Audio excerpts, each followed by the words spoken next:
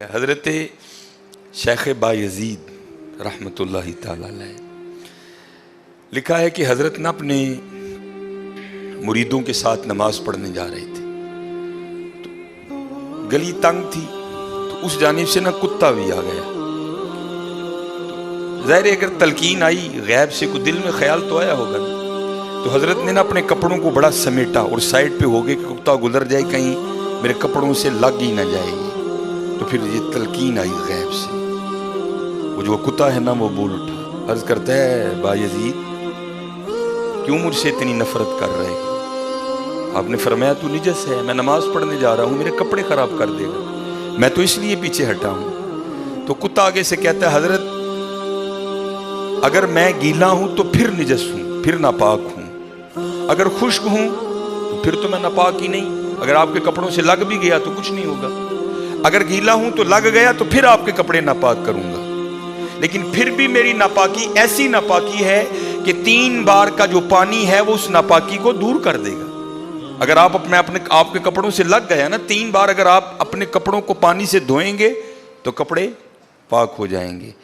لیکن بایزید کبھی تو نے اپنی ناپاکی پہ غور کیا؟ میری ناپاکی تو وہ ہے جس کو 3 پانی دور کر دیتے ہیں، لیکن تیری ناپاکی تو وہ ہے جس کو 7 سمندروں کا پانی بھی نہیں دھو سکتا۔ جا کے پہلے اپنی ناپاکی دور کر۔ ہاں حضرت، یہ اندر کی ناپاکی، اور کیونکہ بات ان سب بابوں کی ایک ہوتی ہے، انداز جدا ہوتے ہیں، تو پھر یہی بات حضور بلے شاہ رحمۃ اللہ تعالیٰ نے کس طرح لکھی؟ آپ فرماتے ہیں پھلاں داتو عطر بنا، پھلاں داتو عطر بنا، عطر دا پھر تو کڈ دریا، دریا وچ پھر تو ڈبکیاں لا۔ ذرا بات کی گہرائی تک جانا۔ حالا عطر کیا ہے؟ تھوڑا سا شیشی پہ لے کے اپنی ہتھیلی پہ لگایا، اس طرح کر کے جسم پہ لگا دیا، جہاں سے گزرو گے وہاں سے بھی پتا چلے گا اس بندے نے عطر لگایا ہے۔ اگر تھوڑی امپورٹڈ شیشی ہے، تھوڑا سا خود پہ سپرے کر لو، جہاں سے گزرو گے وہاں سے بھی پتا چلے گا کہ اس نے عطر لگایا۔ عطر تو اتنا سا بھی ہو تو وہ بو کو دور کر دیتا ہے، ختم کر دیتا ہے وہ، لیکن کتنا گہرا مصرع ہے، پھلاں دا تو عطر بنا، عطر دا پھر تو کڈ دریا، تھوڑا سا لگانا نہیں،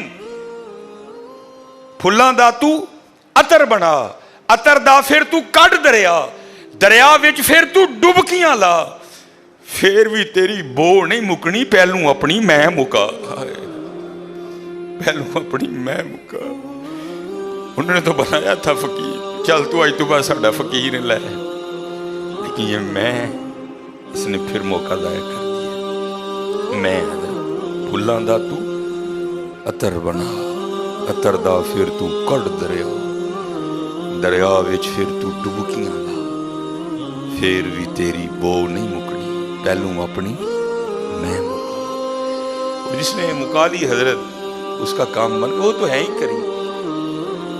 ہاں، اور کتنے کریم ہیں میں آپ کو بتا نہیں سکتا۔ یہ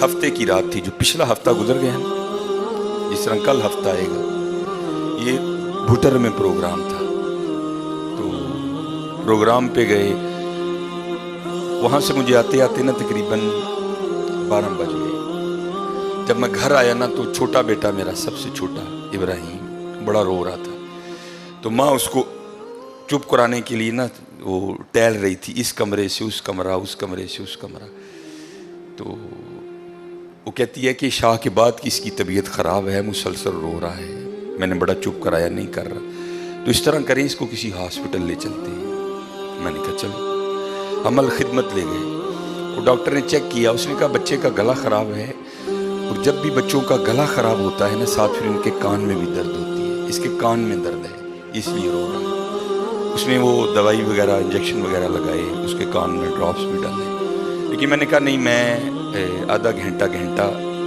ویٹ کروں گا، بچے کی جب طبیعت سنبھلے گی نا میں پھر ہی گھر لے کے جاؤں گا۔ ہم وہاں بیٹھ گئے، خیر بچے کی طبیعت سنبھل گئی، ہم لے کے نا گھر آ گئے۔ اب ظاہر ہے بچے کی طبیعت خراب تھی، اس کی ماں نے عشاء کی نماز نہیں پڑھی تھی، میں نے فرض اور سنتیں پڑھ لی تھی، وتر اور نوافل میں نے بھی نہیں پڑھی تھی۔ وہ بچہ سو گیا، ہم نے اس کو چارپائی پہ لٹایا، آگے میں نے نماز شروع کر دی، میرے پیچھے میرے بیٹے کی ماں نے نماز شروع کر دی۔